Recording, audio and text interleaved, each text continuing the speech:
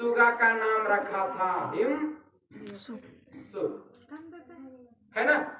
गुरु बहना भाई हिमसुक को बहुत आदर सत्कार से लाड़ प्यार से पाला। और गुरु बहना भाई जब पाला, जब स्यान किया, जब उसमें ज्ञान दिया, तो जो है से सुगा बड़ा काबिल निकला, बड़ा काबिल निकला। राजा को जितना मंत्री लोग सलाह देते थे, वो सभी मंत्रियों में कहीं बढ़ करके वो हिमसुक सुगा था। अब होता क्या है, राजा कहीं भी जाए, लेकिन हिमसुक के बगैर कहीं पर उसका दिल नहीं लगता। राजा अपने दिल में बैठा लिया था हिमसुक को, हिमसुक को ही नाम को वह दिन रात जपता था। सभी मंत्री लोग को जलन होने लगा कि अरे इतना हम लोग काबिल मंत्री है, लेकिन हम लोग से कहीं बढ़ करके आदर करता है, प्यार अगर करता है तो राजा सुगा के साथ में है। कौन ऐसा उपाय करे कि राजा और सुगा में हम दुश्मनी करा दे। गुरु बहना भाई एक दिन हिमसुक जो है विचरण करने के लिए निकलता है। जब विचरण करने के लिए निकलता है, गुरु बहना भाई इंद्रलोक चला जाता है। इंद्रलोक में उसे एक अमर फल मिलता है। जब ये अमर फल मिलता है, सुगा को राजा प्यारा था, राजा को सुगा प्यारा था। मन में सोचने लगा, जब उसे कोई महात्मा ने दिया उस सुगा को कि लो एक अमर फल है, जो इसे खा लेगा वो अमर हो जाएगा। अब हिमसुक जो है सोचे कि वाह हमारा राजा तो बहुत दिलदार राजा है, काहे नहीं फल हम ले जाके अपने राजा को खिलावेंगे। और गुरु बहना भाई वह सुगा हिमसुक फल को लेकर के चलता है, लेकिन चलता है चलते चलते रास्ता में काफी समय बीत जाता है, यानी रात का समय आ जाता है। हिमसुक एक बरगद पेड़ की टहनी पर जा करके आराम करने के लिए सोचता है। वह जो ऐसे खोड़हर था, वही खोड़हरवा में ले जा करके हिमसुक फल को रख दिया और आगे कोई टहनी पर जाकर आराम करने लगा कि जब सुबह होगा तो फिर हम अमर फल को लेकर के चलेंगे। गुरु बहना भाई हुआ क्या, हिमसुक जो है अगला डाली पर आराम कर रहा है, इधर खोड़हर में अमर फल को रखा था, लेकिन वही खोड़हर के और अंदर गहराई से एक यजगर सर्प निकलता है।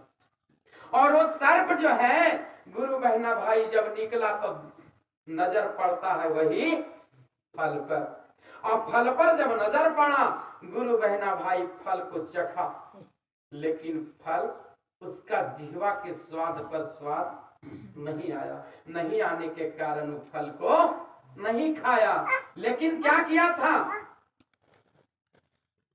चख करके देख लिया था ना।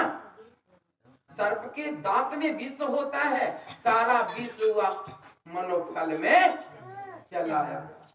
अब जब चला आता है गुरु बहना भाई, जब सुबह होता है हिमसुक फल को लेकर चल देता है। जब चल देता है, राजा बेचैन था अपने सुगा के लिए कि आज मेरा सुगा गया कहाँ, इतना देर हो गया है आया नहीं। दरबार लगा हुआ था, दरबार लगा हुआ है, सब मंत्री लोग बैठे हुए हैं। ऐसे ही हिमसुक आता है, राजा को प्रणाम करता है। राजा को जब प्रणाम किया, राजा कहने लगा कि अरे हिमसुक, मैं तो तेरे बिना एकदम पागल हो रहा था, मेरा दिल थमा नहीं जा रहा था। बोल कितना देर से कहाँ था, कहाँ समय को बिताया। सारी कहानी को हिमसुक बताता है। बताने के बाद कहता कि आपके लिए मैं अमर फल लाया। गुरु बहना भाई सब मंत्री जो है से सोचता था कि आखिर कौन ऐसा तरकीब करे कि दोनों को तोड़ करके रख दे, लेकिन हुआ क्या, सब मंत्री कहा कि ठहरिए महाराज, एक कि पक्षी जानवर के कहने पर आप जो है अमर फल खाने के लिए तैयार हो गए। ये कैसे हम जाने कि अमर फल है? हो सकता है इसको खाने से आप मर जाइएगा। आप बहुत सोचते हैं कि हिमसुक हमें दिल से प्रेम करता है, मानता है, लेकिन नहीं महाराज। ये फल को चखकर इसे आजमाया जाए। गुरु बहना भाई, वो अमर फल को परीक्षा लेने के लिए एक कुत्ता को बुलाता है। कुत्ता आता है, उसके सामने अमर फल दे देता है। जय हो। जब अमर फल दे देता है, सुगवा के पता नहीं था कि हम ये अमर फलवा में सापा डंक मार दिया है। जैसे ही अमर फल को चखता है, कुत्ता तुरंत मर जाता है। सब मंत्री वाहवाहियत करने लगा, कहने लगा कि देखा महाराज, कहते थे कि बहुत हमें हिंसक दिल से चाहता है, लेकिन देख लिया एक कितना बड़ा आपका दुश्मन है।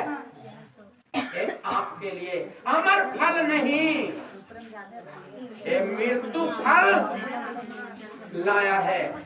और ये मृत्यु फल इसलिए लाया जिसको दिल में पैमाने हो गया।